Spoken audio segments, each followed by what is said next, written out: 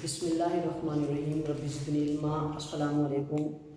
This is Umar Waqas. Welcome to curriculum coaching club. आज हम 9th class की इंग्लिश के unit 1 the saviour of mankind की वोकैबुलरी पढ़ेंगे।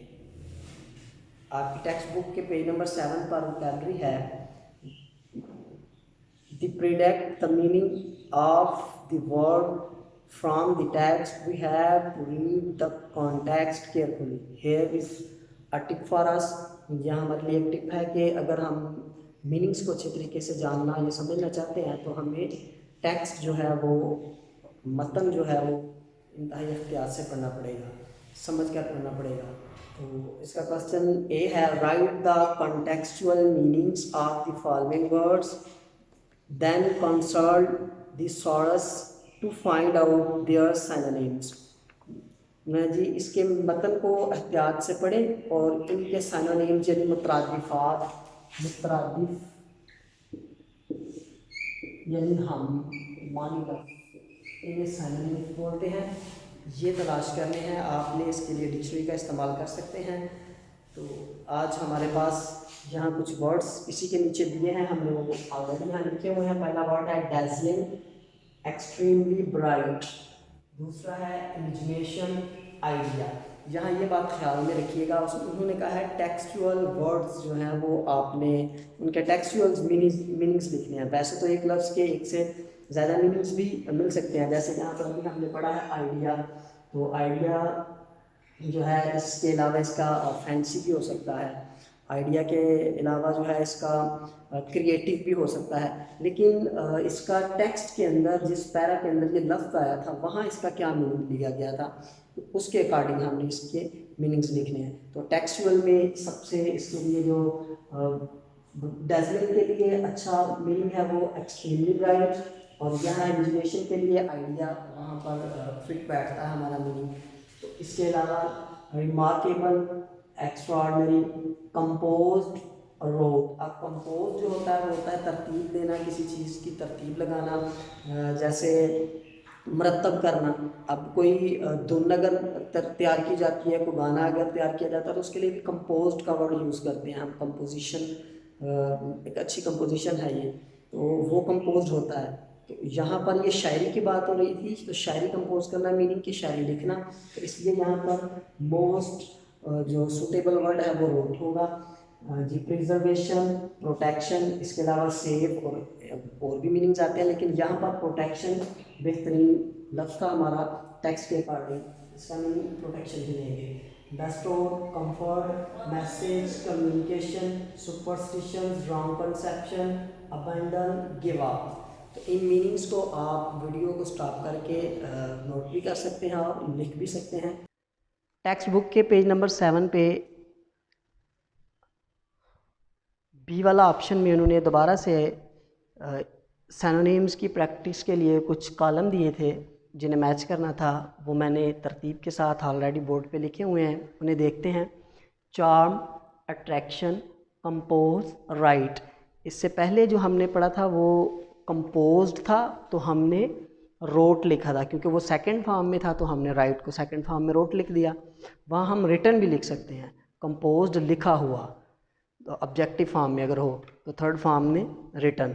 यहाँ पर उसने कंपोज किया तो हमने राइट कर दिया। Civilisation, culture, faith, belief, eradicate, eliminate, eloquent, fluent, bestowed with, to confer as a gift, demolish, destroy, proselytising, preaching, everlasting, never ending, embodiment, living example, chaos, confusion, words, edge, wonder, surprise, dignity, pride। इन तमाम meanings को, words को और उनके synonyms को मैंने तरतीब के साथ लिखा है। आप लोग इसे वीडियो को पास करके लिख भी सकते हैं और याद भी कर सकते हैं, देख भी सकते हैं। तो इनके मीनिंग्स जो हैं ये मुतरादिफात हैं, ये इन्हीं के दूसरे मतालिब हैं। एक ही लफ्ज़ जो है जो मीनिंग यहाँ दे रहा है वही वो वहाँ भी दे रहा है, तो ये मुतरादिफात हैं, साइनोनिम्स हैं। आप इनको कॉपी कर सकते हैं। पेज नंबर 8 पे हमारा टास्क सी है, making the sentence of the words, अल्फाज दिए हुए हैं, कुछ वर्ड्स दिए हैं, उनसे सेंटेंसेस बनाने हैं। तो आज के गिवन वर्ड्स जो है मैंने इधर लिखे हैं, उनके सामने सेंटेंसेस बनाए हैं।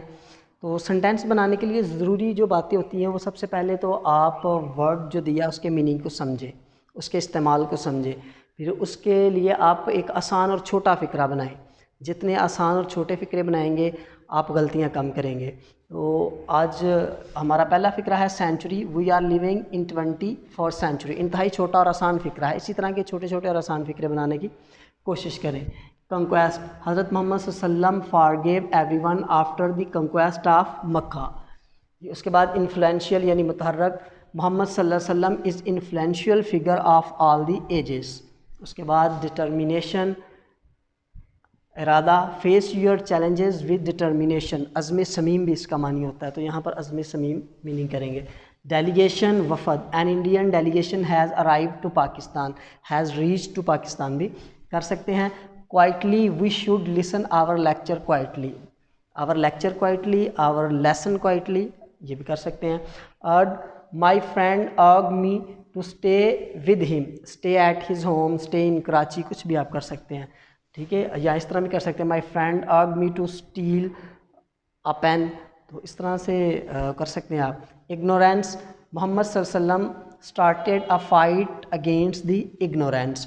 तो सेंटेंसेस बनाने के लिए जो ज़रूरी बातें होती हैं उसमें जब आप मीनिंग्स को समझ लें, उसके इस्तेमाल को समझ लें, फिर उसके अकॉर्डिंग एक छोटा सा और सादा सा फ़िक्रा बनाएं।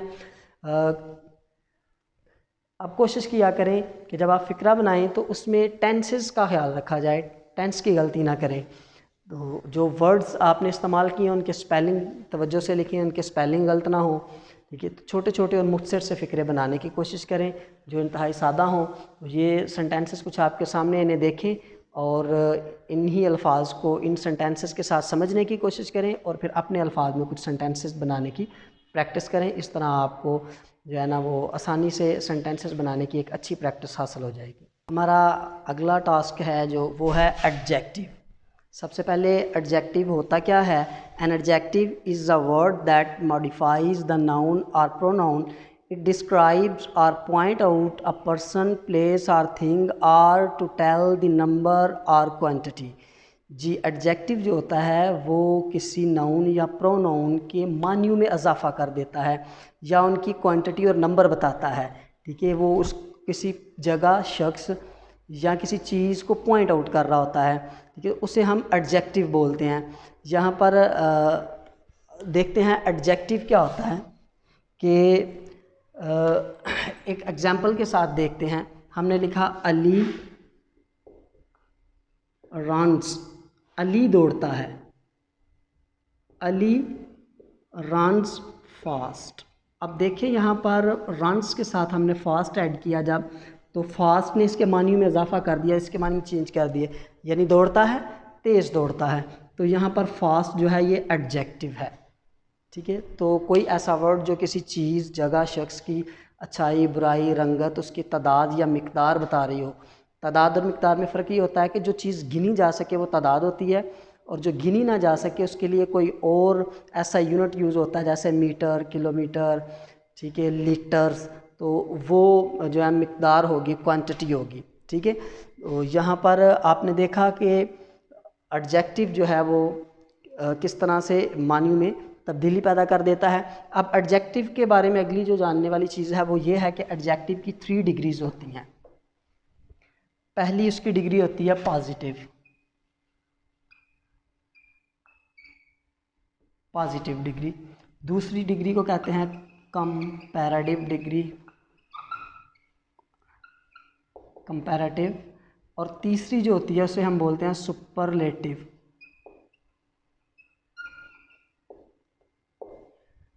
जी, पॉजिटिव डिग्री क्या होती है? पॉजिटिव डिग्री वो होती है जो हम किसी सिंगल शख्स को पॉइंट आउट करते हैं, किसी एक चीज़ या जगह को या किसी एक शख्स को जो है वो पॉइंट आउट करते हैं, तो उससे हम पॉजिटिव डिग्री यूज़ करते हैं।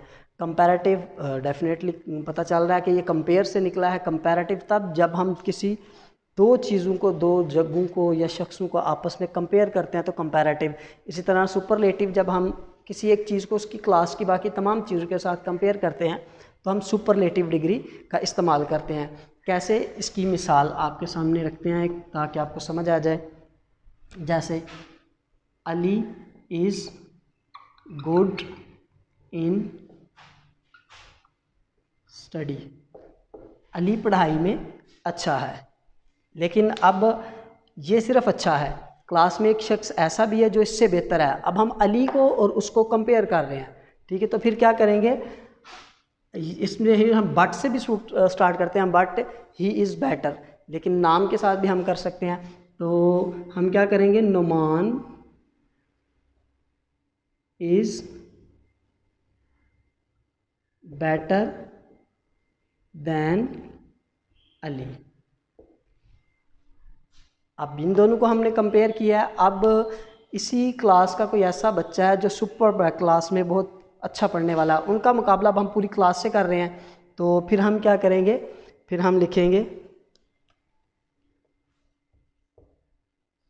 Suhaib is best in class. अब उसका मुकाबला पूरी उसकी क्लास के साथ कर दिया। तो यहाँ पर हमने देखें जो वर्ड यूज़ किए हैं, यहाँ पर हमने वर्ड यूज़ किया गुड, ठीक है, यहाँ पर हमने यूज़ किया बेटर और यहाँ पर बेस्ट। ये इसकी जो है पॉजिटिव डिग्री है, ये इसकी कंपैरेटिव और ये इसकी सुपरलेटिव डिग्री है, ठीक है। तो एडजेक्टिव क्या होता है, जो किसी नाउन या प्रोनाउन को पॉइंट आउट करता है या उसको डिस्क्राइब करता है, उसके बारे में उसके नंबर या क्वांटिटीज़ वगैरह बताने वाला भी क्या होता है, एडजेक्टिव होता है। तो आप मुख्तलिफ एडजेक्टिव्स को लें, उससे कुछ सेंटेंसेस बनाएं और इनकी डिग्रीज़ की प्रैक्टिस करें।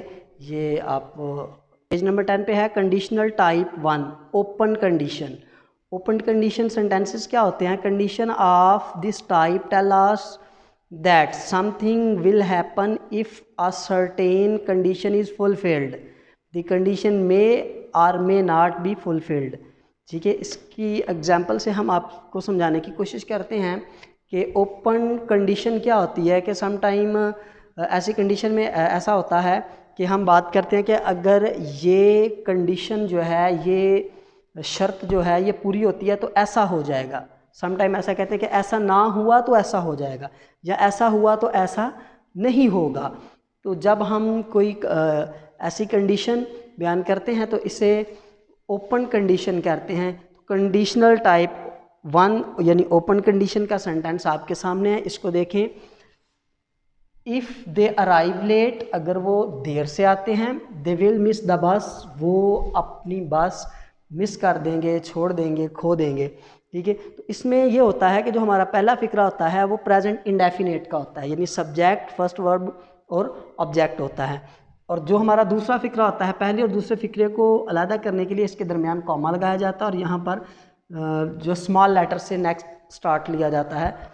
और यहाँ पर जो हमारा फिक्रा होगा, जो सेंटेंस होगा, वो फ्यूचर इंडेफिनेट में होगा, यानी सब्जेक्ट विल और शैल और उसके बाद फर्स्ट वर्ब और फिर उसके बाद ऑब्जेक्ट। जैसे the subject, will miss first verb और द बस ऑब्जेक्ट, ठीक है। तो इस तरह से पहला फिक्रा जो हमारा होगा वो प्रेजेंट इंडेफिनेट का और दूसरा जो फिक्रा होगा वो फ्यूचर इंडेफिनेट का होगा। तो ये ओपन कंडीशन होती है। इसमें सम टाइम बात की जाती है कि अगर ये कंडीशन फुलफ़िल हुई तो ऐसा हो जाएगा, बाज़ औक़ात कंडीशन अनफुलफिल भी रहती है, उससे फुलफ़िल नहीं किया जाता।